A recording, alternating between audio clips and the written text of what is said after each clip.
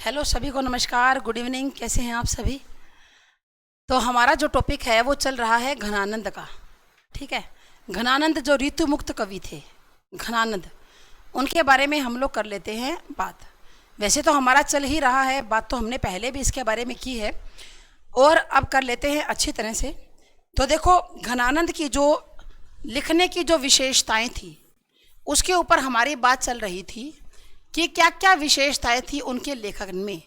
तो पहली बात तो हमने क्या की थी कि यह लौकिक प्रेम, पहली विशेषता तो कौन सी थी भाई? यह लौकिक प्रेम, पहली तो ये वाली विशेषता थी।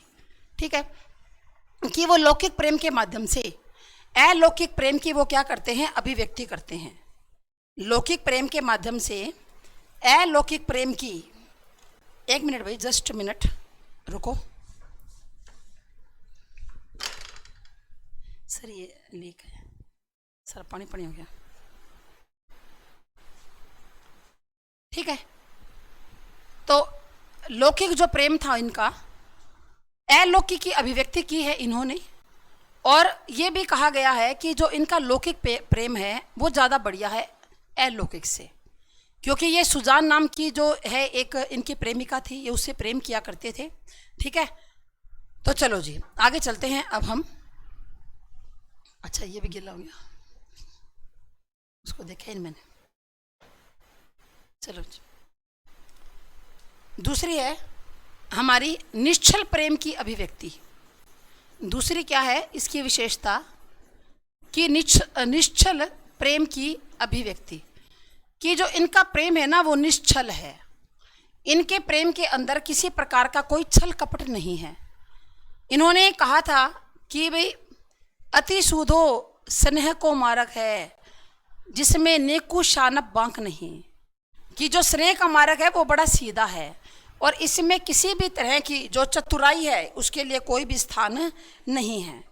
उसके बाद हमने बात की थी कि पीड़ा की अनुभूति।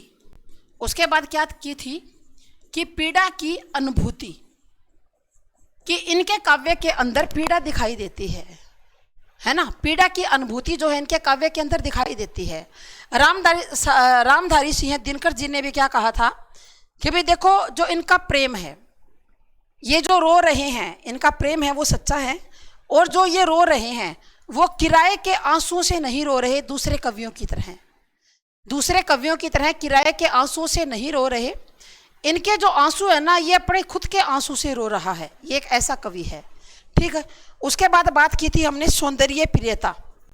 उसके बाद बात की थी क्या कि सौंदर्य प्रियता। तो देखो, सौंदर्य प्रिय तो सभी होते हैं, हम लोगों को भी सुंदर वस्तुएं आकर्षित करते हैं, सुंदर कपड़े होते हैं वो हमें आकर्षित ज़्यादा करते हैं। तो सौंदर्य प्रियता इनके काव्य का एक गुण है। ठीक है, कि इनकी जो प्रेमिका थी, सुजान नाम की जो वेश्या थी, वो बहुत सुंदर थी। ऐसे कहा जाता है कि बहुत अति सुंदर थी सुजान। तो इन्होंने उसको देखा था, उसके साथ ही रहे थे। अब इनका मन करता है कि ये सारा दिन सुजान के सामने ही बैठी रहे, उसी के सामने रहे। तो जो सौंदर्य प्रियता का जो गुण है वो इनके काव्य के अंदर दिखाई देता है। ठीक है, उसके बाद विरहाकुलता। उसके बाद क्या है, विरहाकुलता। और यहाँ तक हमने किया था कि इनको प्रेम के पीर का कवि कहा जाता है, क्योंकि विरह की क्या है, प्रधानता है, विरह में ये आकुल है बिल्कुल। तो प्रेम के पीर का कवि इन्हें कहा जाता है। ठीक है, उसके बाद देखो और इन्होंने क्या किया। उसके बाद नंबर 6 पर, उसके बाद बात आती है, एक मिनट ठहरो, नंबर 6 पर। नंबर 6 पर इन्होंने किस बात का वर्णन किया है? वियोग वर्णन किया है। इन्होंने क्या किया है? वियोग वर्णन। वियोग के बारे में ज़्यादा लिखा है। वैसे तो श्रृंगार के दोनों ही पक्षों का इसके अंदर है, संयोग और वियोग, लेकिन वियोग के बारे में ये ज़्यादा लिखते हैं, वियोग के बारे में ये ज़्यादा बताते हैं। तो वियोग का वर्णन इनके काव्य में दिखाई देता है। फिर रूपाशक्ति की प्रधानता। उसके बाद क्या है? रूपाशक्ति की प्रधानता, रूपाशक्ति की प्रधानता। तो इनके काव्य में इस बात की, इस तरह की बातें हैं कि भाई रूप के प्रति आसक्ति सभी के अंदर होती है, वही सौंदर्य प्रियता वाला। रूप के प्रति आसक्ति सभी के अंदर होती है। हम कोई भी सुंदर रूपवान कोई व्यक्ति को देखकर या वस्तु को देखकर उसके ऊपर आसक्त हो जाते हैं। तो जो मेरी प्रेमिका सुजान है वो भी बड़ी सुंदर है, अद्भुत सौंदर्य था। तो उसके सौंदर्य को देखकर मैं भी इतना आसक्त हो गया कि अब मुझे सुजान के अलावा कुछ दिखाई ही नहीं देता। ठीक है, तो ये रूपासक्ति की प्रधानता इसको कहा जाता है। उसके बाद हृदय के मौन पुकार की अधिकता है। हृदय के जो मौन पुकार है, हृदय के मौन पुकार की अधिकता है। भले ही सुजान ने इनको धोखा दिया, वो इनके साथ नहीं आई, लेकिन जो इनका हृदय है ना, अब भी सुजान को ही पुकार रहा है। मौन पुकार है हृदय की। इनके पूरे काव्य में यही भाव दिखाई देता है कि जब कोई प्रेमी अपनी प्रेमिका को अपने मन से पुकारता है, हृदय में केवल उसी का नाम ही बार बार रटता है, उसी का नाम ही बार बार जपता है, तो इसको क्या कहा जाता है? हृदय के मौन पुकार की क्या है? इसके अंदर अधिकता है भाई। ठीक है, फिर देखो उसके बाद इनका किस बात का वर्णन है? प्रिय जन्य निठुरता। प्रिय जन्य निठुरता, तो जो इनका प्रिय है वो क्या था? निठुर था। मतलब जब इनका वियोग हो गया तो इन्होंने बार बार किस बात का वर्णन किया गया है कि भाई मैं तो प्रेम के अंदर सीधा सीधा चल रहा था, मेरा प्रेम निश्चल है, मैं सच्चा प्रेम करता हूँ, सुजान के साथ करता था बहुत सच्चा प्रेम और अब भी करता हूँ। ठीक है, तो मैं सच्चा हूँ, अच्छा प्रेम करता हूँ, लेकिन जो मेरी जो प्रेमिका है वो क्या है? वो निष्ठुर है, वो धोखेबाज है, वो बेवफा है ना, वो झूठी है, या फिर वो उसको लज्जा नहीं है किसी बात की। तो इस प्रकार की जो बातें हैं वो इनके काव्य में पाई जाती है। निठुरता लिख दिया क्या? निष्ठुरता, निष्ठुरता होती है। ठीक है, उसके बाद प्रेमगत विषयता। प्रेमगत विषयता, वही बातें बार बार आ रही है, लेकिन आपको इन बातों की तरफ ध्यान रखना है। प्रेमगत विषयता यानी कि इनका जो विषय है वो ज़्यादातर प्रेम ही है। प्रेम के अलावा अन्य विषयों पर इन्होंने ज़्यादा नहीं लिखा।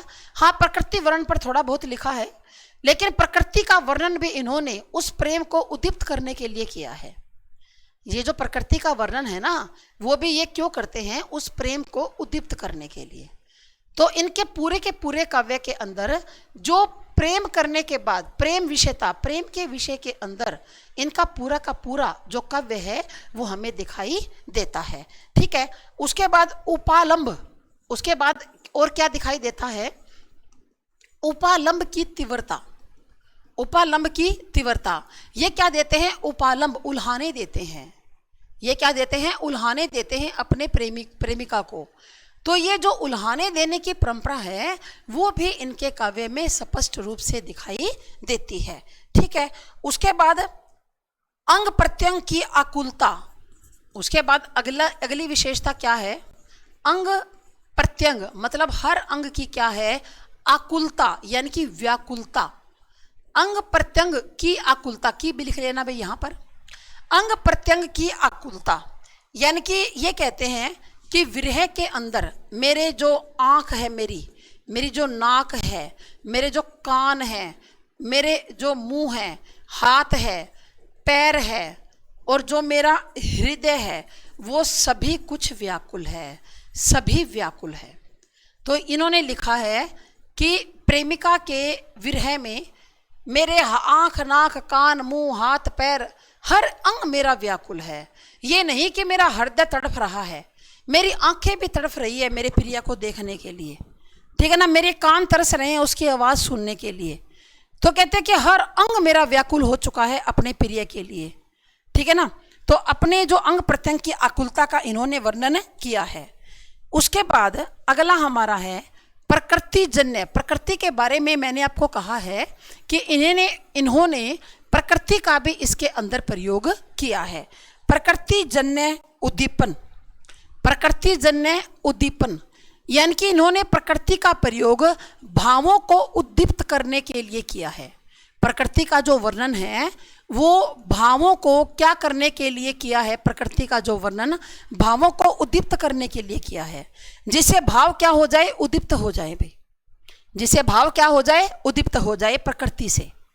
ठीक है, अब जैसे बादल घिर कर आते हैं, बादल का घिरना, कोयल का बोलना, ठीक है, और ठंडी हवाएं चलना, बारिश का आना, बिजली का चमकना, ये सारे जो प्रकृति के जो क्रियाकलाप हैं, ये क्या करते हैं, ये घनानंद के प्रेम को क्या कर रहे हैं, उद्दीप्त करने का काम कर रहे हैं। घनानंद के प्रेम को बढ़ा रहे हैं, उद्दीप्त कर रहे हैं। क्या, जितने भी प्रकृति के अंदर जो कार्य हो रहे हैं, घनानंद के प्रेम को क्या कर रहे हैं, वो उद्दीप्त कर रहे हैं। कहते हैं कि कभी कोयल तो कभी फूल तो कभी कोयल क्या करती है, मेरे हृदय के अंदर एक वेदना को भर जाती है। जब कोयल बोलती है ना मीठी मीठी आवाज में कुहू कुहू करके, तो मुझे अपनी प्रेमिका की याद आती है। ठीक है, उसके बाद देखो संदेश प्रेषणीयता। आगे बात क्या है कि संदेश, अगली खासियत क्या है, संदेश प्रेषणीयता।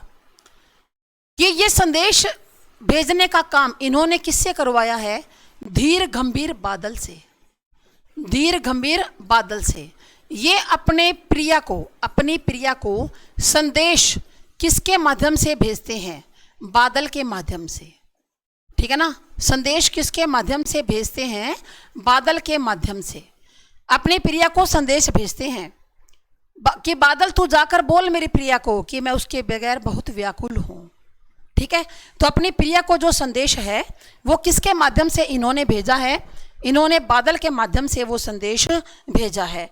और इनका जो प्रिय प्रतीक है, ये बात एग्जाम में कई बार आ जाती है और पूछा भी गया है कि इनका जो प्रिय प्रतीक है वो क्या है, वो चातक पक्षी है। ठीक है ना, इनका जो प्रिय प्रतीक है वो कौन है, वो चातक पक्षी है। जिस प्रकार जो चातक पक्षी होता है वो केवल बारिश का ही पानी पीता है, किसी और का, कुएं का, तालाब का या किसी बावड़ी का पानी कभी भी नहीं पीता चातक पक्षी। किसका पिएगा, केवल बादल का पानी पिएगा। तो ये कहते हैं कि मेरा मन भी कब खुश होगा, जब मैं अपनी प्रेमिका से मिलूंगा। जब तक मैं अपनी प्रेमिका को नहीं देख लेता, मेरी तो जैसे चातक पक्षी बादल के लिए तड़पता है, मैं अपनी प्रेमिका के लिए तड़प रहा हूं। तो इनका जो प्रिय प्रतीक है, एग्जाम के अंदर कई बार आ जाता है कि घनानंद का प्रिय प्रतीक कौन था, चातक पक्षी था, है भाई। ठीक है ना, तो उसके बाद लास्ट है हमारा सात्विकता है। इनके काव्य के अंदर सात्विकता है, वह क्या है, आध्यात्मिकता है। सात्विकता व आध्यात्मिकता है। इनका जो काव्य है वो सात्विक है, मतलब इनके काव्य के अंदर वासना की गंध नहीं है भाई। इनके काव्य के अंदर कहीं पर भी वासना की गंध दिखाई नहीं देती। मतलब ये अपने प्रेमिका को सच्चे मन से प्यार करते हैं, वासना के लिए प्यार नहीं करते। ये कहीं पर भी इनके काव्य के अंदर वासना की गंध दिखाई नहीं देती। तो इनका काव्य सात्विक है और आध्यात्मिकता से भरा हुआ है। ये जो मैंने आपको कुछ विशेषता बताई कि इनके काव्य में कौन कौन सी विशेषताओं के दर्शन होते हैं, इनको आपको अच्छी तरह से पढ़ना है, याद करना है। और इनमें से एग्जाम में क्वेश्चन इस तरह से आता है कि इनमें से कौन सा घनानंद के काव्य की विशेषता है या कौन सी नहीं है। ठीक है भाई, चलो जी। उसके बाद इनका जो भाव पक्ष है वो कैसा रहा, इनका जो भाव पक्ष है वो कैसा रहा है, अब इसके बारे में बात कर लेते हैं। ये हमारा क्या है, ये लास्ट है। ठीक है, तो इन्होंने क्या किया कि वस्तु वर्णन किया है। इन्होंने क्या किया, वस्तु वर्णन। एक मिनट ठहरो भाई, इन्होंने क्या किया भाई बच्चों, वस्तु वर्णन किया है। ये वस्तु वर्णन क्या है कि अपने काव्य में किस किस बात का इन्होंने वर्णन किया है। अपने काव्य में किस बात का वर्णन किया है, तो इन्होंने अपने काव्य के अंदर जो ब्रज है ना, ब्रज के गांव का वर्णन है। इनके काव्य में ब्रज के गांव का वर्णन है, यमुना का वर्णन है, व वृंदावन का वर्णन है। वृंदावन का क्या है, वर्णन है। वस्तु वर्णन यही होता है कि जो तत्कालिक किस बात का इन्होंने वर्णन किया है, कौन कौन सी बातें इन्होंने अपने काव्य के अंदर ली है। उसके बाद प्रकृति चित्रण तो है ही इनका, प्रकृति चित्रण तो किया ही है, अभी अभी हमने बात की थी प्रकृति चित्रण। उसके बाद अलंकार की अगर हम बात करें, अलंकार की, तो इन्होंने लगभग सभी अलंकारों का प्रयोग किया है, जितने भी अलंकार है। फिर उसके बाद देखो जी, रस की बात करें तो हमें पता है संयोग श्रृंगार, संयोग सीधा श्रृंगार रस लिख दो, छोड़ो इन बात को। इन्होंने सीधा ही बात कर लेते हैं कि श्रृंगार रस का वर्णन किया है, लेकिन वियोग पक्ष का वर्णन क्या है, वो ज़्यादा है।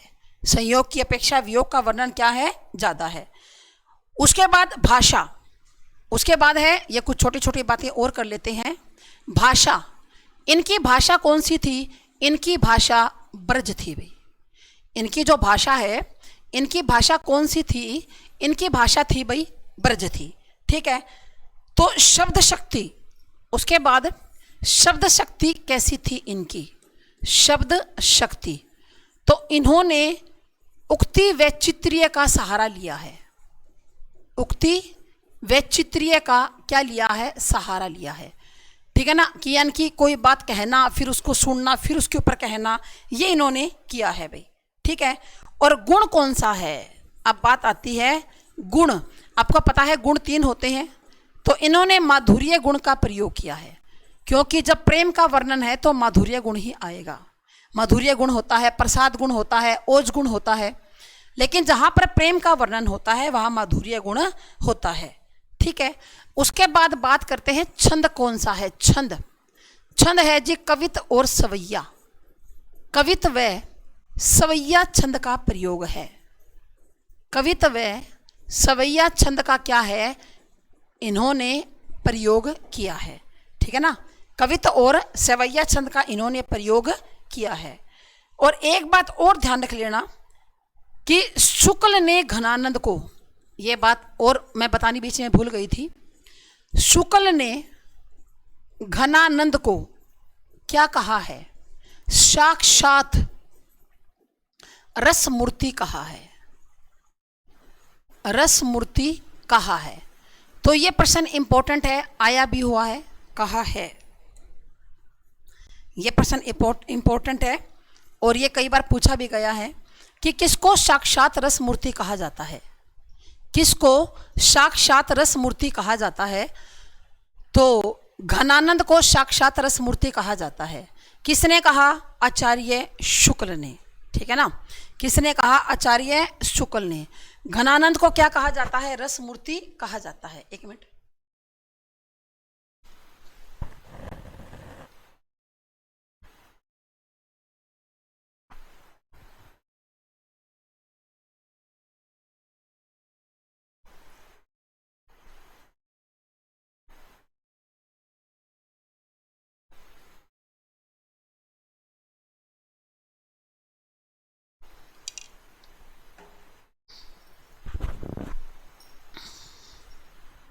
बस ये आपका घनानंद का यहीं तक था, कंप्लीट हो गया आपका घनानंद का। और अब हम बात करते हैं आलम की। अगला जो हमारा है ना, वो कौन सा है? वो आलम है। आलम, घनानंद, आलम, बोधा और ठाकुर, इस तरह से है ना। तो अब हम बात किसकी कर लेते हैं? आलम की बात कर लेते हैं। आलम, आलम जो है, इनको शेख आलम भी कहा जाता है। इनका नाम आपको कहीं पर शेख आलम भी मिलेगा। शेख आलम, ये शेख शब्द क्यों लगाया जाता है, इसके बारे में हम लोग बात करेंगे भाई। तो जन्म इनका हुआ 1623 में। आलम का जो जन्म है वो कब हुआ था? 1623 में इनका जन्म हुआ था। ठीक है ना, जो आलम का जन्म है वो कब हुआ था? 1623 में हुआ था। ये जाति के ब्राह्मण थे। जाति के क्या थे? ये ब्राह्मण थे। ठीक है ना, इनका जन्म 1623 ईस्वी में हुआ था। ये जाति के ब्राह्मण थे, लेकिन जाति के ब्राह्मण थे, लेकिन शेख नाम था भी उस लड़की का, शेख नाम की रंग रेजिन से प्यार करते थे, बहुत प्यार करते थे इससे। लेकिन ये शेख नाम की रंग रेजिन से बहुत प्यार करते थे। ठीक है ना, और ये जो शेख थी ना, ये मुसलमान थी। ये कौन थी? ये मुसलमान थी।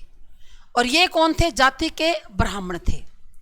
इन्होंने बाद में मुस्लिम धर्म अपना लिया था और रंगरेजिन से विवाह निकाह किया था। इन्होंने मुस्लिम धर्म अपना लिया था उस अपनी प्रेमिका के लिए, और इन्होंने उस शेख नाम की रंगरेजिन से निकाह कर लिया था। आप कहोगे मैडम ये रंग रेजिन क्या होती है? रंग रेजिन वो होते हैं जो कपड़े धोने का और कपड़े रंगने का काम करते हैं। कपड़े धोने का, जैसे आप धोबी बोलते हो ना, तो कपड़े धोने का या फिर कपड़े रंगने का काम जो करते हैं उसको क्या कहा जाता है? उसको रंग रेजिन कहा जाता है। क्या कहा जाता है? रंग रेजिन कहा जाता है। तो क्या हुआ, एक बार राज दरबार लगा हुआ था। एक बार क्या, राज दरबार क्या था? लगा हुआ था। तो राज दरबार के अंदर राजा ने इनसे कोई पहेली पूछी। राजा ने एक पहेली पूछी भाई, किससे? आलम से। राज दरबार लगा हुआ था तो आलम से एक पहेली पूछी कि पहेली क्या थी? कि कनक छरी सी कामनी। पहेली क्या थी? कनक छरी सी कामनी, ये पहेली थी। आगे देखते जाओ। कनक छरी सी कामनी काहे को कटी छीन। काहे को कटी छीन। तो ये जो एक समस्या दी गई थी पहेली के रूप में, इसका मतलब है कनक। कनक क्या होता है? सोना। छरी मतलब पतली सी, कामनी मतलब सुंदर स्त्री। सुंदर स्त्री है, पतली सी, सोने के समान। जैसे सोना होता है ना, चमकता है, इसी तरह उसके शरीर पर अद्भुत चमक है।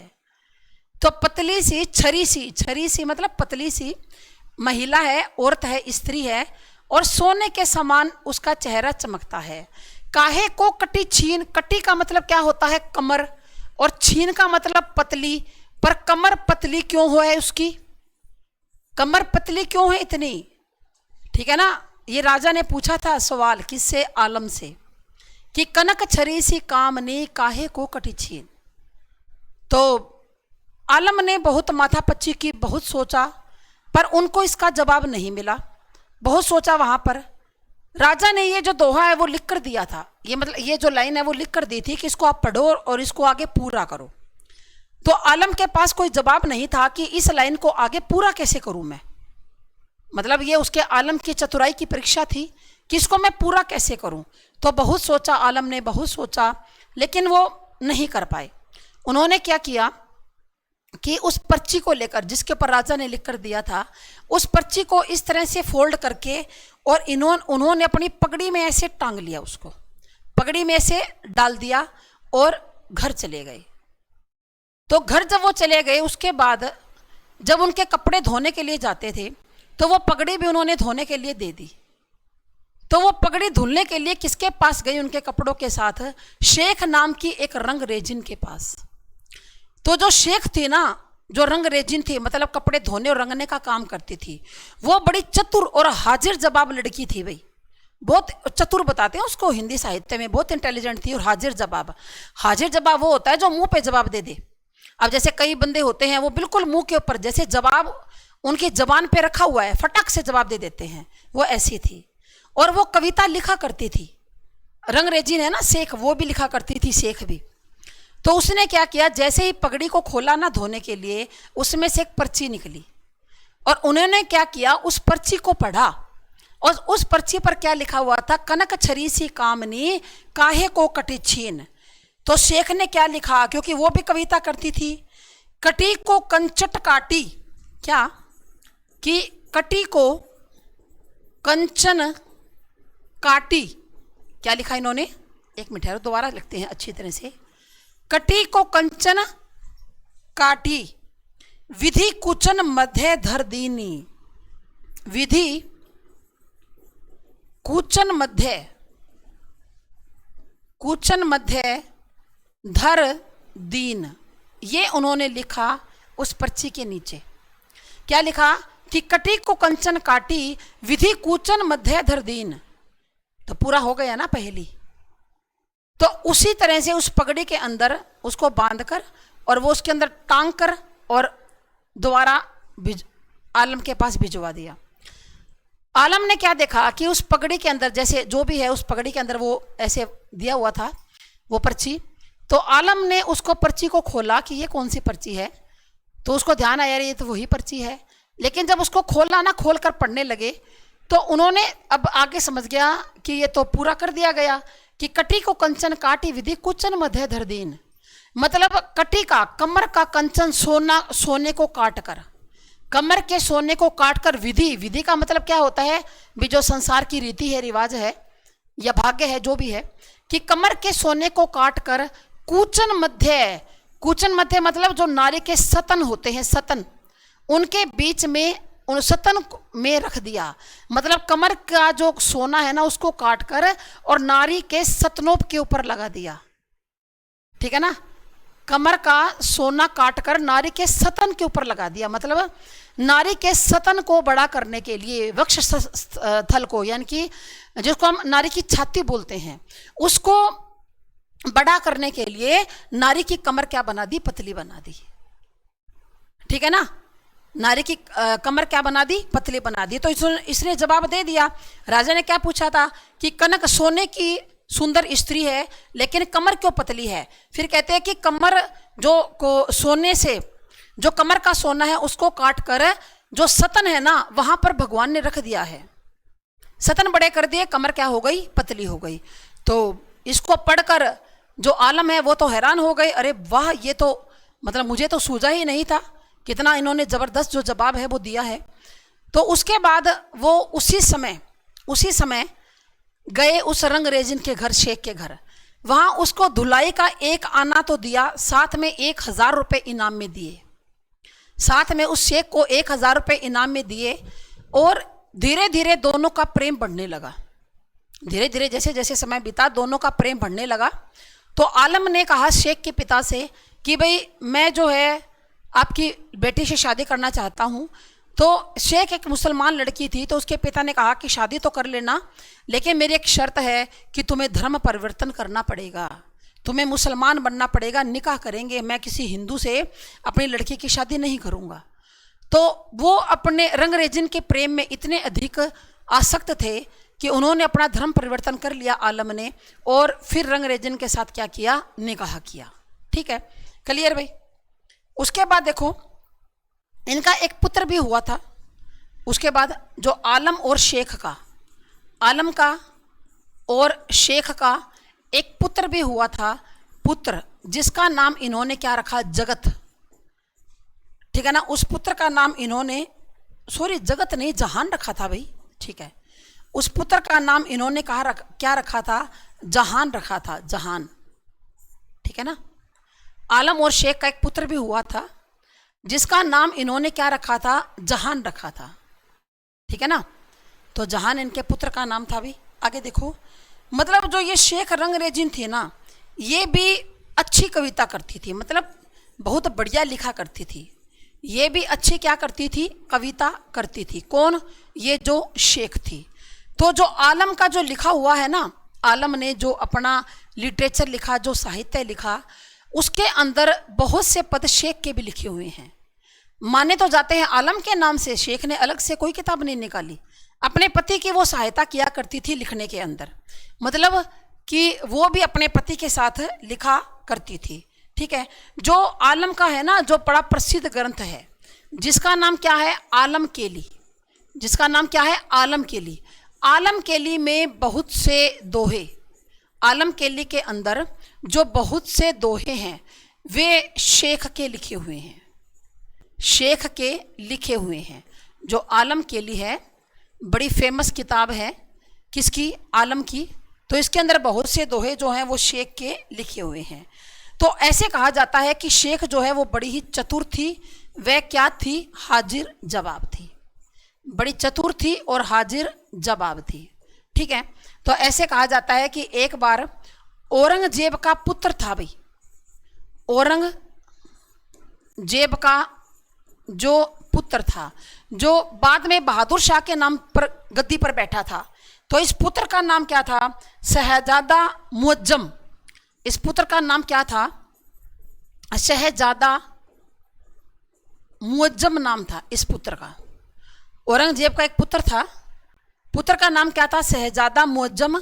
जो बाद में, जो औरंगजेब के जो पुत्र का नाम क्या था, शहजादा मुअज्जम था। ठीक है ना, जो बाद में किस नाम से गद्दी पर बैठा था, बहादुर शाह के नाम से। जो बाद में बहादुर शाह के नाम से गद्दी पर बैठा था, असली नाम क्या था? मुअज्जम। तो बहादुर शाह के नाम से ये गद्दी पर बैठा।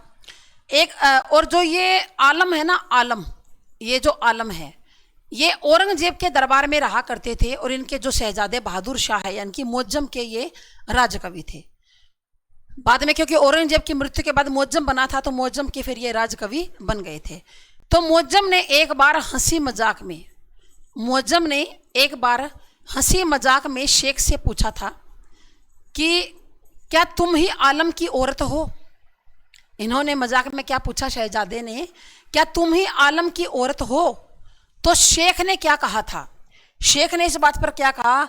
हाँ जहां पनाह। क्या कहा शेख ने? इन्होंने कहा था कि हाँ जहां पनाह,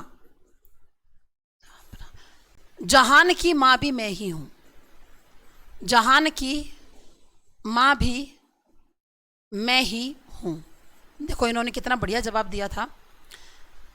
जहां पना जहान मतलब जो जहान के जहां पना है, मतलब राजा, मुअज्जम को कहा था ना, राजा, राजा है जो मुअज्जम, तो कहा था कि जो जहान के जहां पना है, सारे जहान का ध्यान रखते हैं, उसकी माँ भी मैं ही हूं।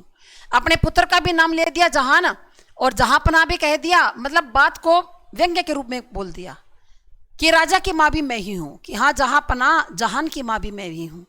ठीक है, तो इस तरह से जो है ये बड़ी हाजिर जवाब हुआ करती थी।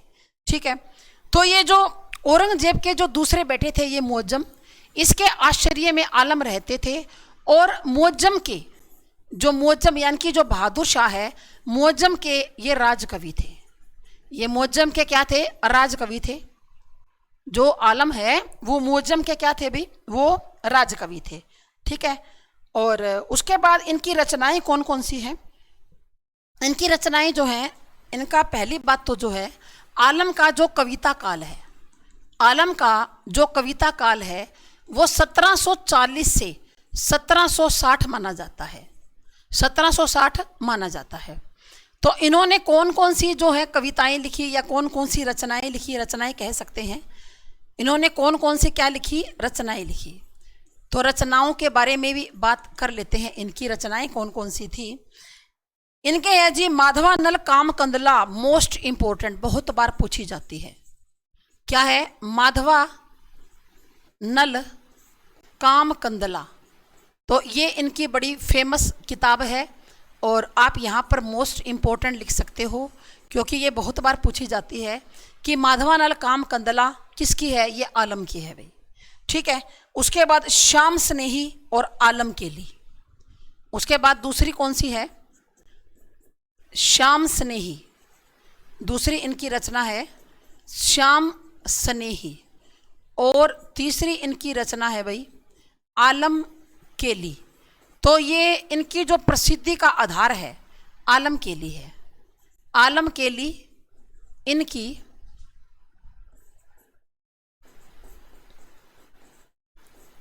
प्रसिद्धि का आधार है। ठीक है ना, आलम केली इनकी प्रसिद्धि का क्या है? आधार है भाई। ठीक है, चलो जी, क्लियर क्लियर हो गया होगा आपको अच्छी तरह से। उसके बाद देखो आगे हम बात करते हैं किसके बारे में? बोधा के बारे में। आलम के बारे में बात कर ली, अब बात करते हैं बोधा के बारे में। और बोधा के बाद हमारा कौन सा रह गया? ठाकुर। बस इन दो कवियों को करने के बाद हमारा जो रीतिकाल है वो कंप्लीट हो जाएगा। हम फिर आधुनिक काल शुरू करेंगे। आज तो मेरे ख्याल से नहीं होगा, अभी तो बोधा बोधा होगा, आज तो नहीं होगा। तो एक लेक्चर और लगेगा, उसके अंदर हम लोग ठाकुर को भी कर लेंगे और आधुनिक काल भी स्टार्ट कर लेंगे भाई। ठीक है भाई, तो देखो अब हम बात करते हैं किसके बारे में? बोधा के बारे में। तो रीतिकाल के अंदर बोधा नाम के दो कवि हुए हैं। ठीक है ना, तो आपको सारी बातें क्लियर होनी चाहिए कि बोधा नाम के दो कवि हुए हैं रीतिकाल के अंदर। ठीक है ना, बोधा नाम के दो कवि हुए हैं किसके अंदर भाई? रीतिकाल के अंदर बोधा नाम के दो कवि थे। दोनों के बारे में बात कर लेते हैं कौन कौन से थे भाई। ऐसे हम लोग कच्ची पक्की बात नहीं करेंगे। पहला कवि कौन सा था? पहला है जी फिरोजाबाद में जन्मे बोधा।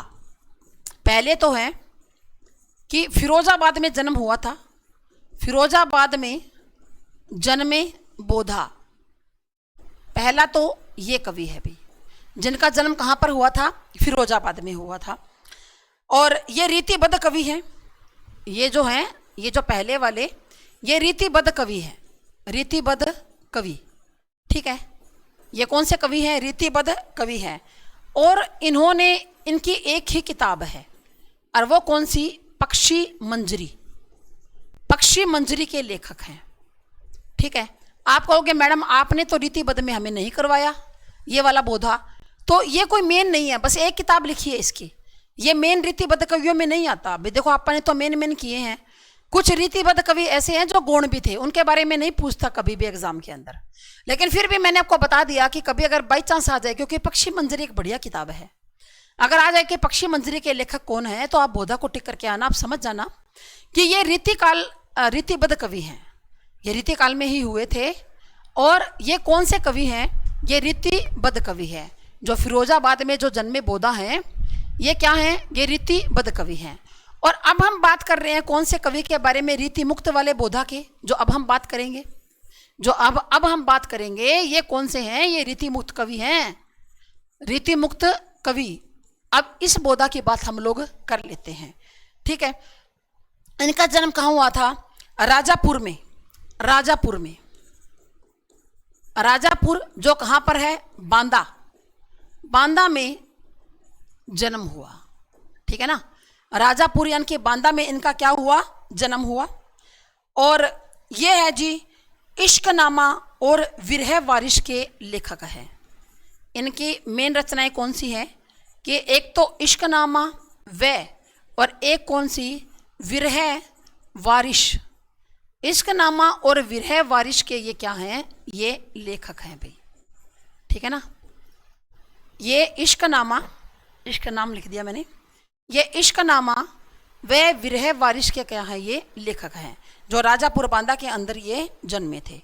ठीक है, तो इनका जन्म कब हुआ देख लेते हैं, आगे इसी को चलाएंगे हम लोग। उसकी तो एक पक्षी मंजरी ही तो है। इनका जो जन्म है, इनका जो जन्म है वो कब हुआ था? 1767 में। वैसे ज़्यादा इनका जो जन्म है वो 47 में माना जाता है, 67 वाला संदिग्ध है, आपका जो सही है वो कर लेते हैं। और इनकी जो मृत्यु है वो कब मानी जाती है? वो 1803 में मानी जाती है। ठीक है ना, इनकी जो मृत्यु है वो कब मानी जाती है? वो 1803 में मानी जाती है। जन्म 1747 और मृत्यु इनकी कब हुई थी? 1803 में इनकी मृत्यु हुई थी भाई। ठीक है, तो आपको जन्म स्थान मैंने बता दिया, राजापुर के अंदर है। राजापुर कहाँ है? बांदा स्टेट में है, बांदा। और बांदा स्टेट कहाँ है? यूपी में है भाई। ये राजापुर के माने जाते हैं, राजापुर के अंदर इनका जन्म हुआ था, बांदा स्टेट के अंदर। और जो कहाँ पर है? जो कि यूपी में है भाई। और इनका मूल नाम क्या था? जो बोधा है, जो बोधा है, इनका जो मूल नाम है वो क्या था? मूल नाम, ये इनका असली नाम नहीं है, मूल नाम इनका बुद्धिसेन था। बुद्धिसेन, इनका मूल नाम क्या था भाई? बुद्धिसेन था। फिर ये जो है, जिस राजा के ये दरबार में रहते थे, ये पन्ना रियासत में रहा करते थे। ये कहाँ रहते थे? पन्ना रियासत में ये रहा करते थे। तो राजा जो है वो इन्हें प्यार से बोधा कहते थे, बुद्धिसेन नहीं करते थे, बोधा कहा करते थे। जो पन्ना रियासत है ना, जिस राज्य के अंदर ये रहते थे, तो वो राजा जो है वो इन्हें प्यार से बोधा कहा करते थे। बाद में इनको सभी लोग ही बोधा कहने लगे, और इनका जो मूल नाम है बुद्धिसेन, वो लोग नहीं बोलते थे, बाद में बोधा ही इनको कहने लगे थे। एक मिनट,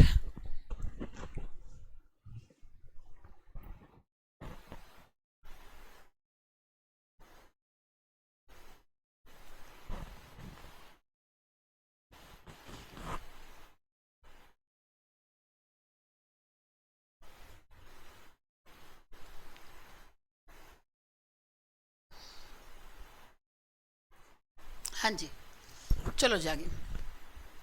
तो बाद में इनका नाम जो है वो बोधा ही क्या हो गया था? प्रसिद्ध हो गया था बाद में इनका नाम। ठीक है, तो अब ये जो बोधा है वो कहाँ रहा करते थे? बोधा ये पन्ना रियासत में, ये कहाँ रहते थे? पन्ना रियासत के अंदर। पन्ना रियासत में ये क्या थे? ये राजकवि थे, ये राजकवि थे। और जो पन्ना रियासत का राजा कौन था? राजा खेत सिंह था भाई, राजा खेत सिंह। नाम क्या है? राजा खेत सिंह के ये क्या थे? राजा खेत सिंह के दरबार में ये रहा करते थे। ठीक है, तो ये जो है जब राजा खेत सिंह के दरबार में ये रहते थे, क्यों? तो ये एक रसिक कवि थे भाई। तो शुक्ल भी मानते हैं, शुक्ल ने भी क्या माना है कि ये बड़े रसिक कवि थे। ये बड़े क्या थे? रसिक कवि थे, रसिक कवि थे। ठीक है ना। और ये भी प्रेमी थे भाई। और ये दरबार के अंदर, दरबार में सुभान नाम की एक वेश्या थी। सुभान नाम की क्या थी? एक दरबार के अंदर सुभान नाम की वेश्या से बड़ा ये प्रेम करते थे। सुभान नाम की वेश्या से क्या करते थे? प्रेम करते थे बहुत ज़्यादा।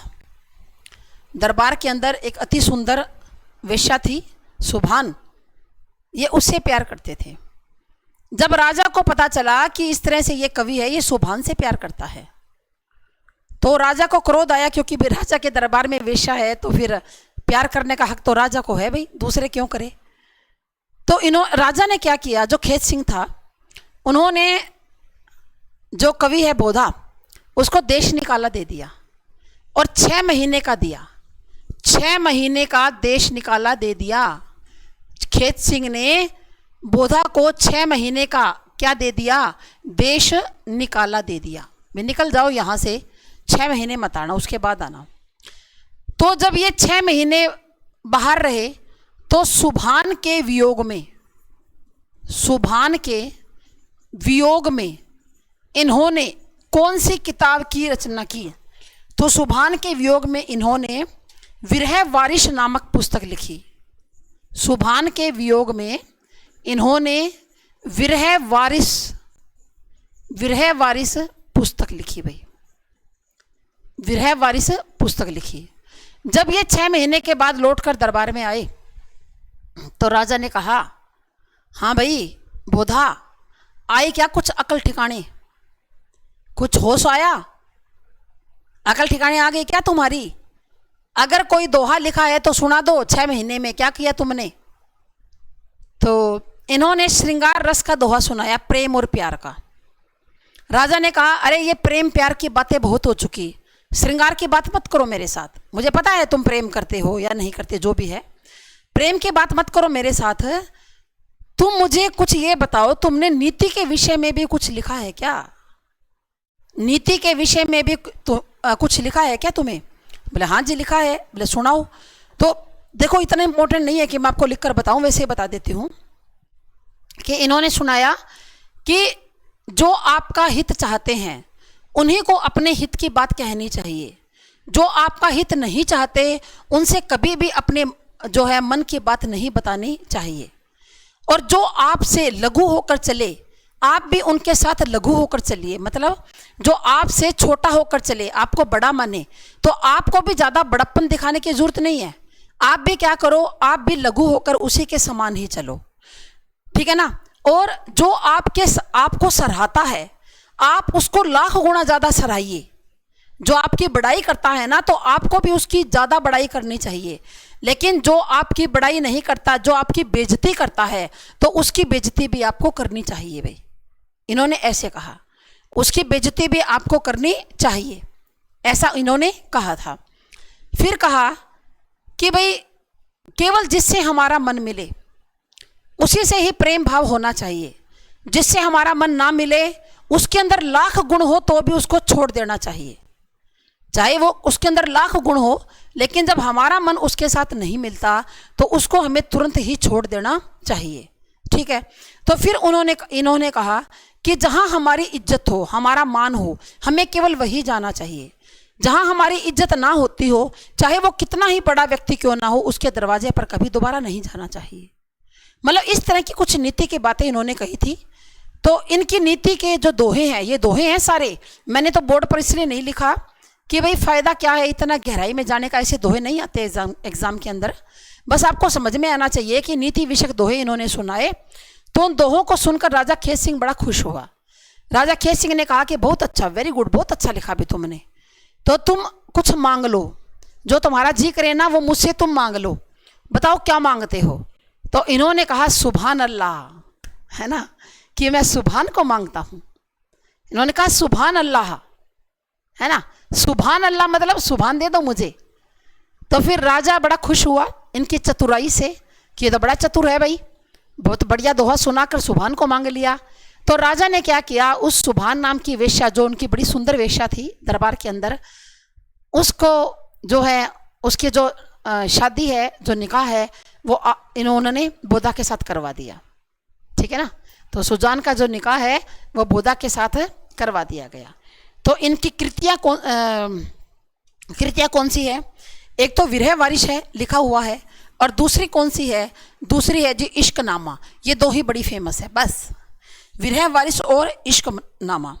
और विरह वारिश जो है वो तो वियोग श्रृंगार का है ग्रंथ। ये ग्रंथ कैसा है, ये ग्रंथ तो है भाई वियोग श्रृंगार का ग्रंथ है। जो विरह वारिश है ये वियोग श्रृंगार का ग्रंथ है। और जो इश्क नामा है, जो इनका इश्क नामा है, ये इनका श्रृंगार ग्रंथ है, मतलब संयोग का है। ये इनका क्या है, पूरा श्रृंगार ग्रंथ है। ठीक है ना, जो विरह वारिस है वो इनके वियोग श्रृंगार का ग्रंथ है, और जो इश्क नामा है वो इनके श्रृंगार का ग्रंथ है। केवल श्रृंगार के बारे में यहाँ पर बातें कही गई है। ठीक है, तो इनका एक बड़ी फेमस इनकी पंक्ति है जो एग्जाम के अंदर आती है। पंक्ति क्या है, इनकी जो बड़ी फेमस लाइन है, यह प्रेम को पंथ कराल महा। क्या कहते हैं, यह प्रेम को पंथ कराल महा,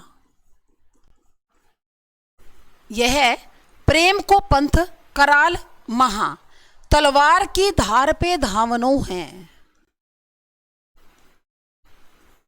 तलवार की धार पे धावनो है, धावनो है। ये क्या कहते हैं कि ये जो प्रेम का पंथ है ना, ये ऐसा वैसा नहीं है, ये बहुत कराल है। कराल मतलब ये बहुत कठिन है।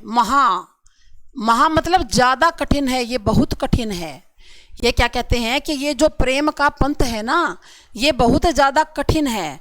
ये मान लो कि तलवार की धार पे धावनो है। तलवार की धार कितनी तीखी होती है, तो ये कहते हैं कि ये मान लो कि तलवार की धार पे दौड़ना है। क्या कोई तलवार की धार पे दौड़ सकता है? क्या नहीं दौड़ सकता, क्योंकि जो तलवार की धार बड़ी तेज होती है। तो कहते हैं ये प्रेम का पंथ भी वैसा ही है, इसके ऊपर चलना आसान बात नहीं है। ठीक है, तो ये जो लाइन है ये कई बार आती है, ये प्रेम को पंथ कराल महा, ये किसकी पंक्ति है, किसके द्वारा लिखी हुई है। ये बात कई बार पूछी जाती है कि ये प्रेम को पंथ कराल महा यह किसके द्वारा लिखी गई है। ठीक है, क्लियर है भाई, क्लियर इतना। चलो जी, अगला हमारा जो कवि है वो कौन सा है, लास्ट ठाकुर। और ठाकुर को करने के बाद हमारा जो है ये खत्म हो जाएगा रीतिकाल। ठीक है, अब जो ठाकुर है, ठाकुर के बारे में आज हमारा पूरा तो नहीं होगा क्योंकि टाइम थोड़ा ही रहता है अब, लेकिन जितना भी टाइम रहता है उतना हम लोग कर लेते हैं। और अब पहले ये बताइए आप मुझे कि जितने भी मैंने आपको रीतिबद्ध, रीति सिद्ध या रीति मुक्त कवि करवाए हैं, सारे के सारे क्लियर है ना आपके? कोई किसी प्रकार की दिक्कत नहीं होगी मेरे ख्याल से। और आप लोग सोच रहे होंगे कि मैडम तो रिकॉर्ड कर रहे हैं तो हम लोग कमेंट कैसे करें, तो आप मुझे टेलीग्राम पर भी कमेंट करके बता सकते हो कि जो 2 दिन जो मैंने आपको ये रिकॉर्ड क्लास दी है, इसके अंदर आपको सारा कुछ अच्छी तरह समझ में आ गया क्या? अगर कोई दिक्कत हो तो ये मत समझना कि हम मैडम से बात कैसे करें, क्योंकि मंडे को तो लाइव ही मिलूंगी मैं। तो आज कोई कारण था, टाइम का सेट नहीं हो रहा था मेरा, नहीं तो आज भी मैं लाइव ही लेती। टाइम की सेटिंग नहीं हो रही थी, थोड़ा आगे पीछे कुछ थी समस्या, इसलिए फिर मुझे रिकॉर्ड करना पड़ा। तो कोई बात नहीं, मंडे को तो मैं लाइव ही लूँगी, कोई बात नहीं। तो आपकी अगर कोई भी समस्या है, अगर आपको समझ में आया या नहीं आया, तो आप टेलीग्राम पर जो हमारा चैनल है पीजीटी का, आप उसके अंदर बता सकते हो। ठीक, अच्छा, क्लियर। तो चलो जी, अब हम बात करते हैं ठाकुर के बारे में, ठीक है ना। तो ठाकुर जो है, ठाकुर के बारे में बात करते हैं कि ठाकुर जो नाम के हैं वो हिंदी में 3 प्रसिद्ध कवि हुए हैं। ठाकुर नाम के 3 प्रसिद्ध कवि हुए हैं हिंदी में। 3 प्रसिद्ध कवि हुए हैं किसके अंदर? हिंदी में। कौन से नाम के? ठाकुर नाम के। पहले तो कौन से? असनी वाले प्राचीन ठाकुर। असनी वाले, कोई असनी के रहने वाले थे भाई। असनी वाले प्राचीन ठाकुर, पहले तो ये थे भी असनी वाले प्राचीन ठाकुर, मतलब या पहले ठाकुर कह लो, प्राचीन का कोई जरूरी नहीं अपने को प्राचीन शब्द ही यूज करना है। असनी वाले पहले ठाकुर। और नंबर 2 पर कौन से थे? असनी वाले दूसरे ठाकुर। उसके बाद है असनी वाले कौन से? दूसरे ठाकुर, ये हुए। और तीसरे कौन से हुए?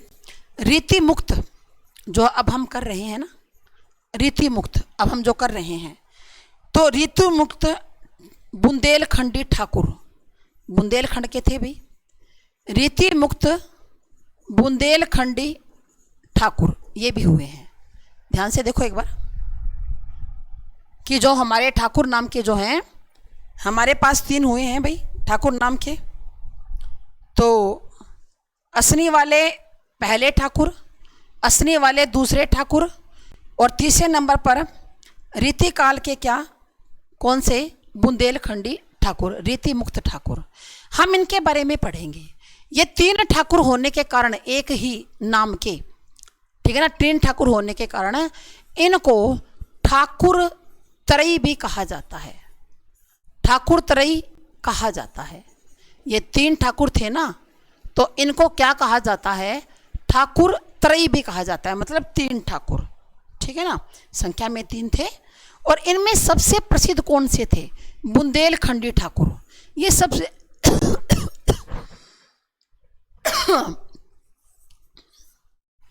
जो बुंदेलखंडी ठाकुर हैं,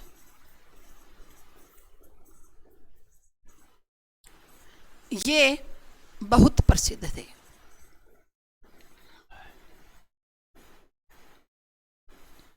ठीक, क्लियर। जो बुंदेलखंडी ठाकुर हैं ये बहुत ज़्यादा क्या थे भाई? प्रसिद्ध थे। इनका जन्म कब हुआ?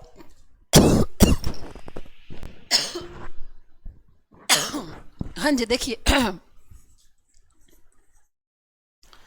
इनका जन्म कब हुआ? ये हुआ संवत 1823 में, और मृत्यु संवत 1823 में जन्म हुआ, और संवत 1880 में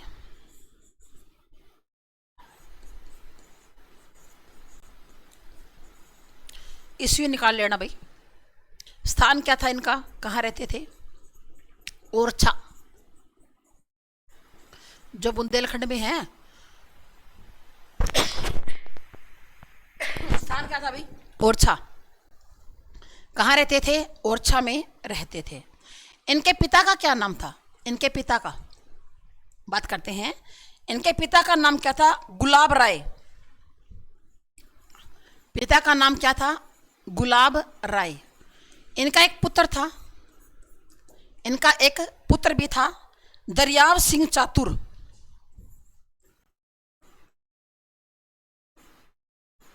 दरियाव सिंह, इनका एक पुत्र क्या था? दरियाव सिंह चातुर।